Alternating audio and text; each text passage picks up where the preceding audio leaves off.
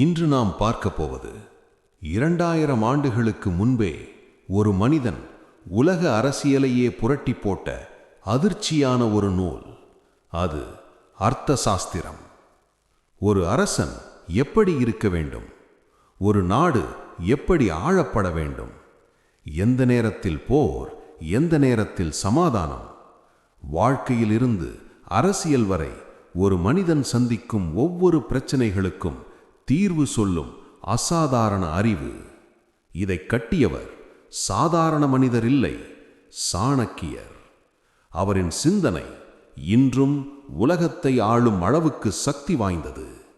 இப்போ அர்த்தசாஸ்திரத்தின் அதிரடியான ரகசியங்களை நாம் பார்க்க போகிறோம். கிட்டத்தட்ட 2000 ஆண்டுகளுக்கு முன்னால் தொகுக்கப்பட்டது அர்த்தசாஸ்திரம். இது ஒரு முழுமையான ஆட்சியியலாகும். நிர்வாகம், சட்டம், நீதி, பாதுகாப்பு, போர் என ஓர் அரசுக்கு வேண்டிய அத்தனை அம்சங்களையும் கொண்ட நூல் இது. வாழ்க்கையில் ஒரு மனிதனுக்கு அல்லது அரசு பணியில் இருப்பவர்களுக்கு சொல்லப்படாத விஷயங்களே இதில் இல்லை என்று அடித்து சொல்லலாம். தனிமனித வளர்ச்சிக்கான நெறிமுறைகளில் இருந்து நகர் ஆளுநரின் கடமைகள், மக்கள் நலன், பிரயாணிகள் நலன், குற்றங்களுக்கான தண்டனைகள், வரி வசூலிக்கும் முறை என வாழ்க்கையில் ஒருவர் சந்திக்கும் அத்தனை பிரச்சனைகளுக்கும் அது பற்றிய தீர்வும் கருத்தும் உண்டு. 1904ஆம் ஆண்டு சாமாசாஸ்திரி என்பவரால் அர்த்தசாஸ்திரத்தின் கவடுகள் கண்டெடுக்கப்பட்டன. 15 புத்தகங்களையும் 180 அத்தியாயங்களையும் கொண்டது அர்த்தசாஸ்திரம். அதன் சாரத்தை மட்டும் இங்கே காணலாம். அரசரை பற்றி என்ன சொல்கிறார்? தலைமை பண்புகள், உயர்குடி பிறப்பு, சிறந்த அதிர்ஷ்டம், பெரியோர்களுடனான சேர்க்கை, சத்தியம் தவறாமை, நன்றியுணர்வு, அண்டை அரசர்களை காட்டிலும் ஆற்றலுடன் விளங்குதல், உயர் பண்புகளை உடைய அமைச்சர்களை பெற்றிருத்தல். ஓர் அரசன் சொல்வன்மை மிக்கவனாக, தைரியம், அறிவாற்றல், ஆழ்ந்த நினைவாற்றல் மிக்கவனாக திகழ வேண்டும். பரிசளிப்பதிலோ தண்டனை வழங்குவதிலோ நியாயம் தவறாதவரைக இருத்தல் வேண்டும். சந்தர்ப்பங்களை முன்கூட்டியே ஊகிக்கும் திறன் அவனுக்கு இருக்க வேண்டும். எப்போதும் தன் மரியாதையை காத்துக்கொள்ள வேண்டும். கோபம், பேராசை, வீண் பிடிவாதம், சலன புத்தி, புறங்கூறல் இவற்றை தவிர்க்க வேண்டும். பெரியோர்களின் சொல் கேட்டு தன் வழியில் சிந்திக்க வேண்டும். மந்திரிகள், மந்திரி அந்நாட்டை சேர்ந்தவராக இருக்க வேண்டும். உயர்குடியில் பிறந்து மன்னரின் கட்டுப்பாட்டுக்கு உட்பட்டவராக இருக்க வேண்டும். குறும்புத்தனமோ சலன புத்தி கொண்டவராகவோ இருக்கக்கூடாது. மேற்கூறிய தன்மைகள் அனைத்தையும் பெற்றிருப்பவர் மிக உயர்ந்த பதவியிலும், கால் பகுதி குறை உடையவர்கள் நடுத்தர பதவியிலும், பாதிக்கு மேல் குறைபாடு கொண்டவர்கள் கீழ்நிலை பதவிகளிலும் நியமிக்கப்படலாம். ஆபத்து மற்றும் துன்பங்கள். அமைச்சர்களுக்கு நேரும் ஆபத்து அரசனுக்கு நேர்வதை காட்டிலும் மிக மோசமானதாகும். முடிவெடுப்பது, முடிவுகளை செயல்படுத்துவது, அரசு வாரிசுகளை காப்பாற்றுவது போன்றவை அமைச்சர் ஆற்ற வேண்டிய கடமைகள். அமைச்சர் இல்லாத நிலையில் அரசன் சிறகுடிந்த பறவை போல் செயலிழந்து காணப்படுவான். அரசன் அவன் துறை சார்ந்தவர்களை காக்க வேண்டும். கோட்டை மற்றும் கருவூலம். இராணுவம் என்பது பொருளாதாரத்தை சார்ந்ததே. ஊதியமற்ற வீரர்கள் எதிரியிடம் சென்று சேர்வர் அல்லது அரசனை கொன்று விடுவர். பொருளாதாரமே எந்த ஒரு செயலையும் நேர்மையுடனும் களிப்புடனும் செய்ய ஆதாரமாகும். ஓர் அரசன் இராணுவம் வைத்திருப்பானால் கூட்டணி நட்பை தொடரும், பகைவரும் நண்பராகிவிடுவர். அரசனின் கடமைகள். ஓர் அரசன் துடிப்புடன் விளங்கினால் அவன் மக்களும் அதே ஆற்றலுடன் விளங்குவார்கள். ஒவ்வொரு அரசனும் காலை வேளையில் வருமானம், செலவுகள் பற்றிய அறிக்கைகள் பெறுவது, நகர மக்கள், கிராம மக்களின் புகார்களை கேட்க வேண்டும். மதிய வேளைகளில் அதிகாரிகளுக்கான பணிகளை ஒதுக்க வேண்டும். ஒற்றர்களிடமிருந்து இரகசிய தகவல்களை பெற வேண்டும். படைகளை பார்வையிட்டு படைத்தலைவர்களுடன் கலந்தாலோசிக்க வேண்டும். மாலை வேளையில் உளவாளிகளை தேர்ந்தெடுக்க வேண்டும். இரவில் இசை கேட்டல் அல்லது தூக்கம். நள்ளிரவுக்கு பின் ஒற்றர்களை வெளியே அனுப்ப வேண்டும். அதிகாலையில் மதம் சார்ந்த சொந்த கடமைகளை செய்ய வேண்டும். விடியல் காலையில் ஒரு பசு, கன்று மற்றும் எருதை தரிசித்து பின் அரசவைக்கு செல்ல வேண்டும். ஓர் அரசன் மக்களுக்கு கெட்டவராகவும் தன்னை சுற்றியிருப்பவர்களுக்கு மட்டுமே நல்லவனாகவும் புலப்படுவார் என்றால் விளைவுகள் மோசமாக இருக்கும். ஓர் அரசன் தன்னை தன்னுடைய மனைவி, குழந்தைகள் போன்று தனக்கு நெருங்கியவர்களிடமிருந்து தன்னை காத்து கொண்டால் மட்டுமே தனது ராஜ்யத்தை பாதுகாக்க இயலும். அரசிகளிடமிருந்து அரசன் கவனமாக இருக்க வேண்டும். தங்கள் கணவனை விஷம் வைத்து கொன்ற அரசிகள் கதை உண்டு. ஒரு வயதான பணியாள் பெண் மூலம் அரசியின் அறையில் எவ்வித ஆபத்தும் இல்லை என்று அறிந்த பிறகு அரசன் அங்கு செல்லலாம். ராஜதுரோகம் செய்பவர்களை கண்டுபிடிக்க 3 வழிகள்: உறவினர்களை பயன்படுத்துதல், பொறியில் சிக்க வைத்தல் மற்றும் ஒருவருக்கு எதிராக மற்றொருவரை தூண்டுதல். ராஜதுரோகம் செய்பவர்களின் கண்களை குருடாக்கி 800 பண அபராதம் விதிக்க வேண்டும். அதிகாரிகள் எப்படி இருக்க வேண்டும்?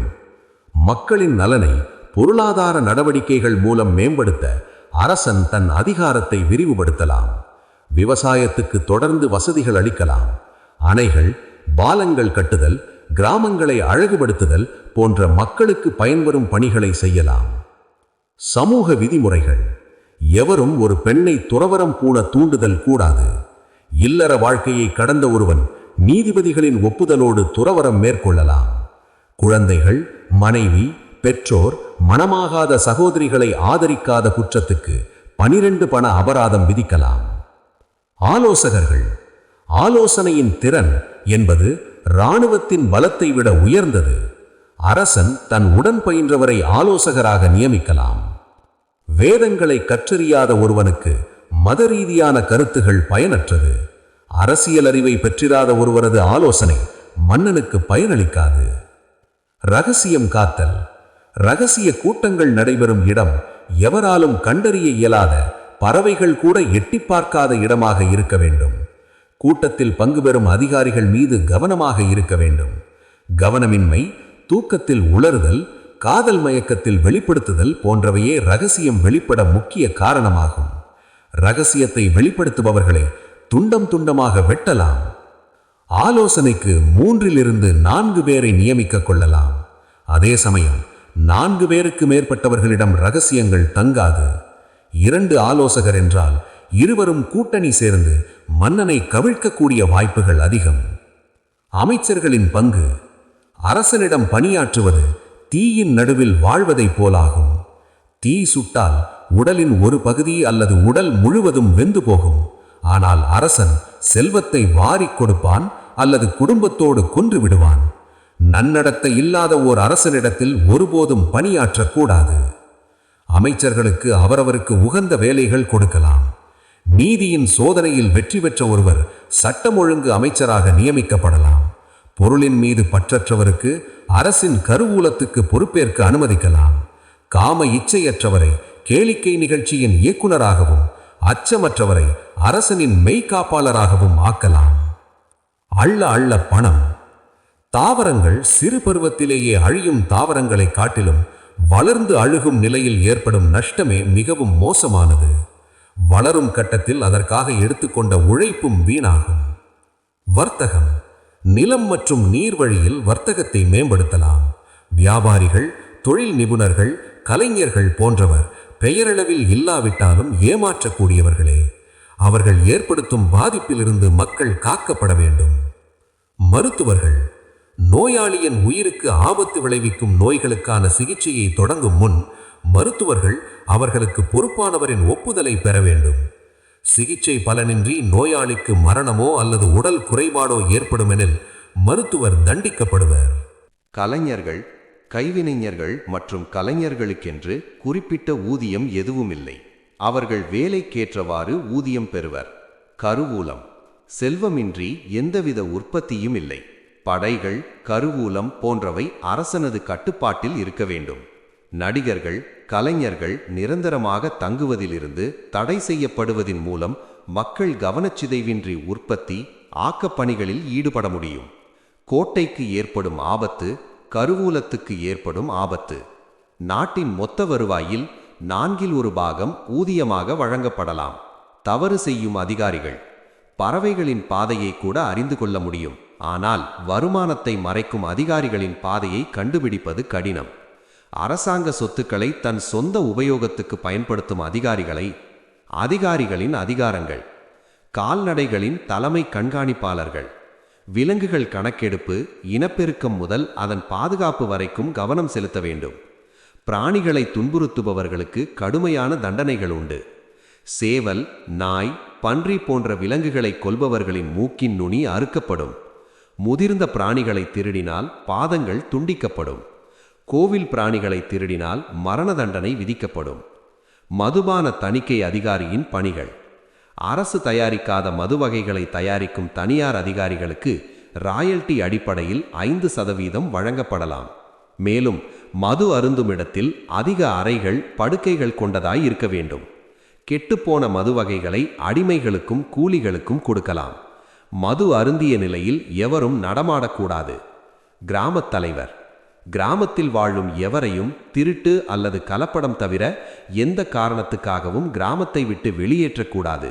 வெளியேற்றப்பட்டவர் மீண்டும் கிராமத்துக்குள் நுழைந்தால் அவர் அத்துமீறிய குற்றத்துக்குள்ளாவார். சட்டங்கள் என்ன சொல்கின்றன? மணவாழ்வு. இந்து சமூக திருமணங்களின் பொதுவான விதிமுறை திருமணம் செய்து கொள்கிற ஆணும் பெண்ணும் ஒரே குலத்தை சார்ந்தவராய் இருக்க வேண்டும் என்பதே. சில திருமண முறைகள். தந்தை திருமணம் செய்து கொடுத்தல், பிரம்மா. பெண்ணின் தந்தையிடம் சம்மதம் பெறாத திருமணம், பிரஜாபத்யா. இரகசியமாக காதல் திருமணம் செய்து கொள்ளுதல், காந்தர்வம். ஏதேனும் பரிசுக்கு பதிலாக பெண்ணை அளித்தல், ஆசுரா. ஒரு பெண்ணை உறங்கிய நிலையில் அல்லது மயங்கிய நிலையில் கவர்ந்து செல்லுதல், பைசாசா. ஒரு திருமணம் பெண்ணின் பெற்றோர் ஒப்புக்கொண்டால் மட்டுமே சட்டப்பூர்வமானதாகும். பெண் 12 வயதிலும் ஆண் 16 வயதிலும் மணமுடிப்பதற்கான பக்குவம் அடைகிறார்கள். மனைவியை கணவன் கண்டபடி திட்டக்கூடாது. தொலைந்து போ, நாசமாக போ, உன் அப்பன் யாரென்று தெரியுமா போன்ற வார்த்தைகள் பயன்படுத்தக்கூடாதவை. மனைவியை கொடுமை செய்யும் கணவனைப் போலவே கணவனை கொடுமை செய்யும் மனைவியும் அதே தண்டனைக்குரியவள்தான். சொத்துரிமை. மத சடங்குகள், வருடத்திதி நினைவு கூர்ந்து நிறைவேற்றும் பொறுப்புடைய மகனுக்கே மரபு வழி சொத்தை அனுபவிக்கும் உரிமை உண்டு. சுயமாக ஈட்டிய சொத்துக்களுக்கு மரபு வழி சட்டங்கள் செல்லாது. சொத்துக்கள் எதுவும் இல்லாத பட்சத்தில் அதை கோருபவர்கள் பொறுப்புகளை பிரித்து கொள்ள வேண்டும். குற்றங்களும் அதற்கான தண்டனைகளும். ஒரு நாட்டின் செல்வம் என்பது அதன் எல்லைக்குட்பட்ட இடமும் பல்வேறு தொழில்களை செய்யும் அதன் குடிமக்களும் தான். நாட்டு மக்களுக்கு தரமான வாழ்க்கை அளித்து அவர்களது உடைமைகளை காப்பாற்ற வேண்டியது ஓர் அரசனின் கடமை. எப்போதும் வீட்டிலேயே இருப்பவர்கள், பிறரை சந்திக்க மறுப்பவர்கள், அடிக்கடி பயணம் மேற்கொள்பவர்கள், தமது தொழிலை மறைப்பவர், உயரதிகாரிகளை கண்டவுடன் முகம் அல்லது குரலை மாற்றுபவர்கள் போன்றவர்களை சந்தேகத்தின் பேரில் கைது செய்யலாம். முதியவர்கள், இவர்களை துன்புறுத்தக்கூடாது. நோயாளிகள், அதிக அளவில் உணவு உண்டவர்கள், பலவீனமானவர்கள். சாதாரண குற்றங்களுக்கு 4 வகை தண்டனைகள் உண்டு. குச்சியாலும் சவுக்காலும் 6 அடி, மேலிருந்து கீழே தொங்கவிடுதல், மூக்கின் வழியே உப்பு நீரை செலுத்துதல். கடுமையான குற்றங்கள்: பிரம்பால் 9 அடி, வலது காலை தலையோடு பிணைத்தல், கையையும் காலையும் பின்புறமாக கட்டுதல், எண்ணெயை குடிக்க வைத்து நாள் முழுவதும் வெயிலில் நிறுத்த வைத்தல், ஆணிப்படுக்கையில் படுக்க வைத்தல். போரில் வெற்றி பெறுவது எப்படி? அருமையான பண்புகள், வளங்கள் மற்றும் நாட்டின் அங்கங்கள் உடைய சிறந்த கொள்கைகளை பின்பற்றக்கூடிய ஆற்றல் மிக்க அரசனே வெற்றி வீரன் என்று குறிப்பிடப்படுகிறான். சமாதானம் உண்டாக்குதல். தான் வீழ்ச்சி அடைவதாக கருதும் நிலையில் அரசனாகப்பட்டவன் சமாதான நிலையை அடைய வேண்டும். பகைமை பாராட்டுதல். எதிரியை காட்டிலும் ஆற்றல் மிக்க அரசன் போரை மேற்கொள்ளலாம். அமைதியாயிருத்தல். ஓர் அரசன் தானோ தன் எதிரியோ பிறருக்கு தீங்கு விளைவிக்க இயலாது என்று கருதினால் அமைதியாய் திகழ்வான். ஆயத்தமாகும் நிலை. தனது ஆற்றலை பெருக்குதல், போருக்கு தயாராகும் நிலை எனலாம். எதிர்நோக்குதல். குறைந்த ஆற்றல் உடைய ஓர் அரசன் ஆற்றலை எதிர்நோக்கலாம். இரட்டை கொள்கை. ஓர் அரசனோடு சமாதானமும் இன்னொரு அரசனோடு போரும் ஏற்படுத்திக் கொள்வது. தனது ஆற்றலுக்கு ஏற்ற வகையில் போர் புரியலாம். அதிக ஆற்றல் உடையவரிடம் சமாதானத்தையும் குறைந்த ஆற்றல் உடையவரிடம் போரையும் மேற்கொள்ளலாம். ஆற்றல் உடையவருடன் செய்யும் போர் யானையுடன் போர் செய்வதற்கு சமம். சமமானவருடன் செய்யும் போர் இரு மண்பாண்டங்கள் ஒன்றோடொன்று மோதிக்கொள்வதற்கு சமம். அதாவது இரு பக்கங்களிலும் சேதாரம் ஏற்படும். குறைந்த ஆற்றல் உடையோரிடம் மோதுதல் மண்பாண்டத்தை கல்லால் அடிப்பது போன்றது. எளிதான வெற்றி ஆற்றல் மிக்கவருக்கு கிட்டும். எதிரியின் கை உயர்வது ஓர் அரசனின் வீழ்ச்சியாகும். மாறாக எதிரியின் வீழ்ச்சி அரசனுக்கு வெற்றியாகும். சந்திரகுப்த மௌரியர் காலம் தொடங்கி அடுத்த பல ஆட்சி காலம் வரை சாணக்கியரின் அர்த்த சாஸ்திரமே அரசியல் சாசன சட்டமாக இருந்திருக்கிறது. பிறகு கால மாற்றத்துக்கேற்ப இதில் பல திருத்தங்கள் மேற்கொள்ளப்பட்டன. நவீன யுகத்தில் அர்த்த சாஸ்திரத்துக்கான இடம் ஒரு மியூசியத்தின் கண்ணாடி அறைக்குள் இருக்கும் பொருளுக்குரியதே என்றபோதும், அக்காலத்தில் இத்தனை விரிவாகவும் ஆழமாகவும் ஒரு தனிமனிதர் சிந்தித்து உருவாக்கியிருக்கிறார் என்பது சந்தேகமில்லாமல் பிரமிப்புக்குரியதே. சாணக்கியரின் பெயரை இன்றும் நாம் நினைவு கூர்வது அர்த்த சாஸ்திரமே பிரதானமான காரணமாக இருக்கிறது.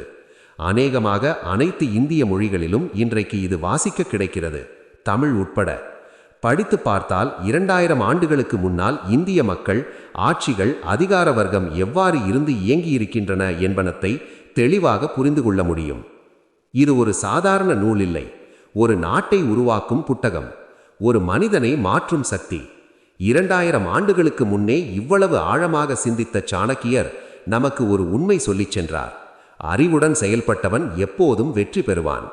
நாடு மாறலாம், காலம் மாறலாம், ஆனால் அறிவும் யுக்தியும் மாறாது. அதனால்தான் இன்றும் அர்த்த சாஸ்திரம் உயிருடன் இருக்கிறது. நீ வாழ்க்கையில் வெற்றி பெற வேண்டுமா? அப்படின்னா சாணக்கியரை போல சிந்திக்க ஆரம்பி.